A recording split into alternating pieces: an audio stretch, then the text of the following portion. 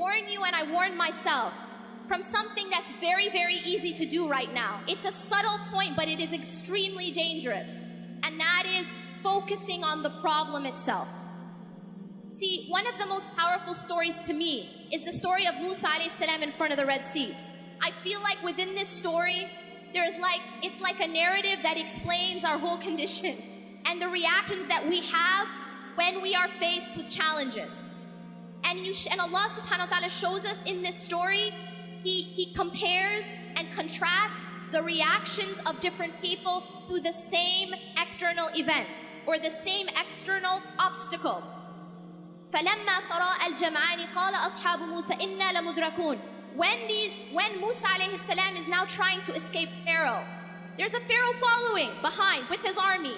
And now him and his people are they're in front of the Red Sea. And there's an army behind them. And this is a superpower army. And they're a group of slaves. And now they're put in this very, very difficult situation. Do we find ourselves in a difficult situation just now? We are in a very difficult situation. And when Allah says, when the two groups saw each other, the people of Musa, قَالَ أَصْحَابُ مُوسَى إِنَّا لَمُدْرَكُونَ. The people of Musa alayhi salam said, we will indeed be overtaken. We indeed will be overtaken. إِنَّا لَمُدْرَكُونَ. And that's a very natural reaction to being stuck in front of the Red Sea with a superpower army behind you. It's a natural reaction that we had. But I want to tell you something amazing, and that is the reaction of Musa alayhi salam. In that same exact situation, he's looking at the same situation, but his basira, his heart is looking at and focused on something else. قَالَ كَلَّا. He said, no, by no means. The word kalla, as you know, is a very emphatic no way, absolutely not. قَالَ كَلَّا إِنَّ مَعَيَ رَبِّي سَيَهْدِينَ. Indeed, my Lord is with me, and He will guide me through this.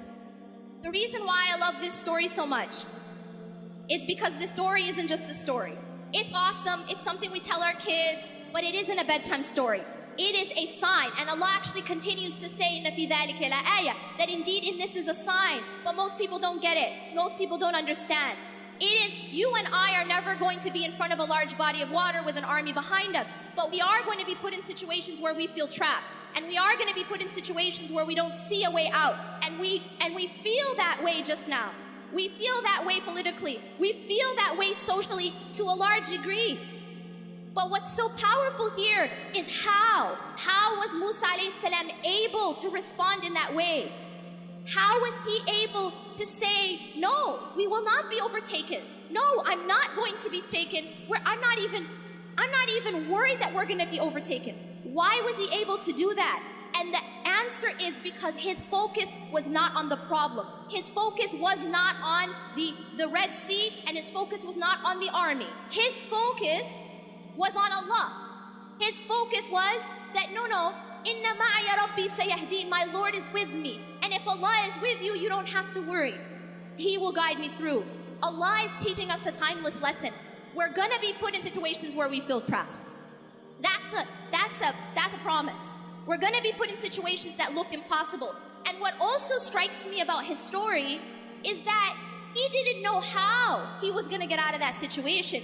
It's not like people were going around splitting seas. This wasn't like a regular occurrence. And yet he did not worry, even though he didn't know how. See, for us, it's easy for us to say, oh, it's no problem because I got a plan, A, B, C, D. We know exactly how it's going to happen. But when you don't have any idea how it's going to happen and you still put your trust in Allah, that is tawakkul. He knew Allah is with me and He will guide me through. Now y'all are going to say, but what about doing our part? What about doing our part?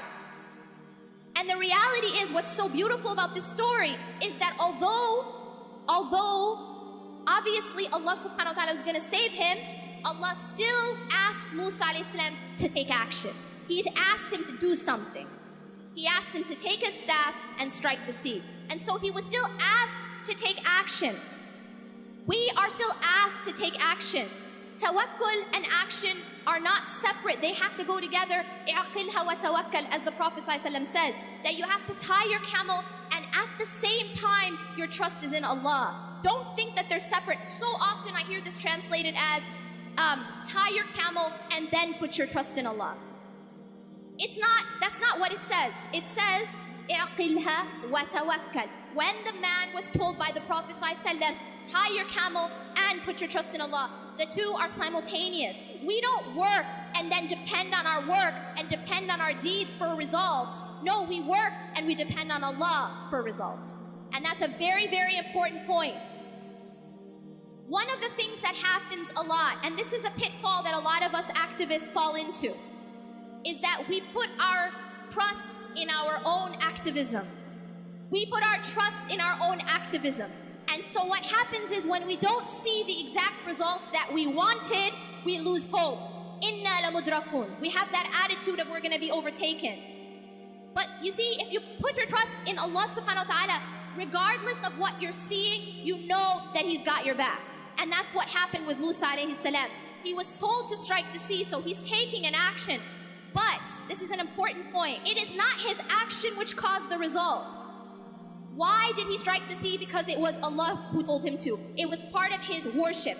Every single thing that we are doing of our activism should be part of our worship. But we should never believe that our opening, that our salvation, that we're going to be saved because of our actions, because of our activism. We don't get saved because of our activism. We get saved by Allah. And this is a very, very important point of our tawheed. To understand it's only Allah who saves us. It's only Allah who provides the opening. He is Al-Fattah. He is Al-Fattah. I'm not Al-Fattah. You're not Al-Fattah. We're not, as organizations, Al-Fattah. We don't change our circumstances. Allah changes our circumstances. But here's a very important point about the formula for change. إِنَّ اللَّهَ لَا يُغَيِّرُ مَا بِقَوْمٍ حَتَّى يُغَيِّرُ مَا بِأَنفُسِهِمْ. Yes, Allah is the one who changes our circumstances. But Allah also says that indeed Allah does not change the condition or the circumstances of a people until they change what's inside themselves. There is a job that we have to do. There is a striking of the sea that we have to do. But we have to, at the same time, never despair. We have to, at the same time, have the attitude of Kalla inna ma'a rabbi sayahdeen. Indeed, my Lord is with me and He will guide me through. This is extremely essential. And I will tell you this. If you are focused too much on the problem, you will have the reaction of Bani Israel. Because if all we talk about is the problem, if all we think about is the problem, if all we post about is the problem, if all we discuss is the problem, then what happens is, and this is a psychological reality, whatever you focus on grows. Whatever you focus on grows. This is why Allah subhanahu wa ta'ala told us to focus on dhikr. That the more that we focus on the remembrance of Allah, the bigger the importance of Allah subhanahu wa ta'ala is in our lives. But if we're focused on everything that's going wrong, if our focus is on everyone who's saying this about us, and they're gonna do this to us, and then this, and that's it, and that's my focal point, I promise you, we will fall into despair. And the reason for that is that the problem will actually grow because it becomes our focal point. And this is a dangerous thing that we fall into. Our focal point needs to be, Inna ma'a rabbi sayahdeen. This is a very different focal point. The focal point of Musa alayhi salam. Indeed, my Lord is with me and He will guide me through. Yes, I do my part because it's part of my worship. But Allah subhanahu wa ta'ala is my focus. And when Allah is your focus, then you don't fall into despair because you know that Allah's got you.